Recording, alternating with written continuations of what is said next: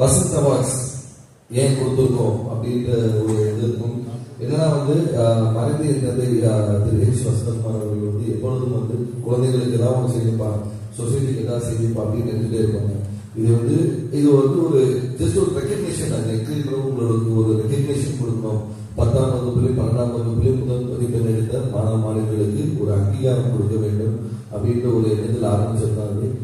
தொடர்ந்து இது நாட்கள் அடிக்கடி வைக்கிறோம். தொடர்ந்து இந்த பணியை செய்வதற்கு எல்லா முயற்சிகளும் எடுத்துக்கொண்டு வந்துருக்கோம்.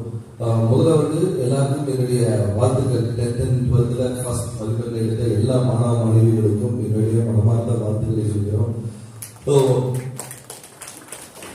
10th ஃபர்ஸ்ட் எடுத்தவங்க உங்களுக்கு பிடிச்ச கோர்ஸ் எடுத்து 12th படிச்சவங்க இப்போ பாதி பேர் இந்த ப்ரிப்பரேஷன்ஸ்ல இருந்திருப்பாங்க, அட்மிஷன்ஸ்ல பிஸியாக இருந்திருப்பாங்க. எஸ், அதாவது இது ஒரு சாதாரண தருணம் இல்லை. இந்த தருணத்தில் உங்களுடைய ஹார்ட்வொர்க்னால தான் நீங்கள் இந்த இடத்துல வந்திருக்கீங்க. நான் ஒரே சொல்லணும்னா, இந்த இடத்துல நீங்க இருப்பதற்கு துணையாக இருந்த உங்களுடைய டீச்சர்ஸையும் உங்களுடைய பேரண்ட்ஸையும் நீங்க மறந்துடக்கூடாதுன்னு இந்த இடத்துல எடுத்து வச்சுக்கிறேன். ஏன்னா நீங்க முன்னாடி உட்கார்றதுக்காக கஷ்டப்பட்டு பின்னாடி உங்களுக்கு சப்போர்ட்டா இருக்கிற உங்க பேரண்ட்ஸையும் நீங்க எப்பவுமே மறந்துடக்கூடாது. அது ஒரு அம்புலான ரிக்வெஸ்ட் நான் கேட்டுக்கிறேன். ஏன்னா லைஃப் மூவ்ஸ் ஆன்.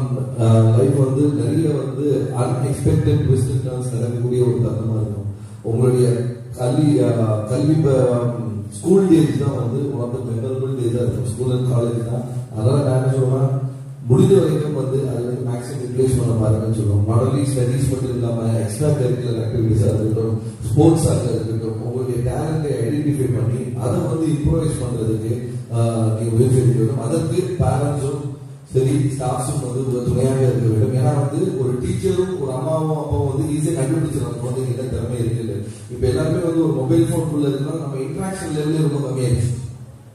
இப்போ என் வீட்டில் பார்த்தீங்கன்னாலே கூப்பிடுனாலே ஒரு வாட்ஸ்அப்ல தான் கூப்பிட வழி ஆயிடுச்சு. ஏன்னா அந்த அளவுக்கு மொபைல்ஸ்ல ஒரு அடிக்ஷனா இருக்கிற டைம்ல நம்மளுடைய ட்ரெடிஷ்னலி நம்மளோட பேரண்ட்ஸோட டைம் ஸ்பெண்ட் பண்றதை நீங்க எல்லாரும் திருப்பி கொண்டு வரணும். அதே போல இந்த மீடியா வெறும் என்டர்டைன்மெண்டா இல்லாம உங்களுடைய என்கரேஜ்மெண்ட்டுக்கும் உங்களுடைய டேலண்டை ஐடென்டிஃபை பண்ண ஒரு டூலாக நீங்க எடுத்துக்கொண்டதாக இருக்கிறேன்.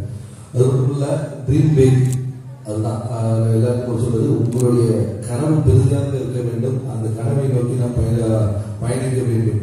ஏன்னா அகஸ்தீஸ்வரர் கிராமத்தில் பிறந்து சென்னையில ஒரு தொழிலை ஆரம்பிக்க வேண்டும் என்ற எண்ணத்தோடு ஒரு கனவோடு போய் அப்போ ஒரு கடையாக தொடங்கிய 1978 ஒரு கடையாக தொடங்கிய வசந்தத்துக்கும் இன்னைக்கு கிட்டத்தட்ட 130 கடைகளுக்கு மேல இருக்கணும்னா அதற்கு ஒரு தனிநபருடைய நம்பிக்கையும் சிந்தனையும் தான். எதுக்கு நான் சொல்லுறேன்னா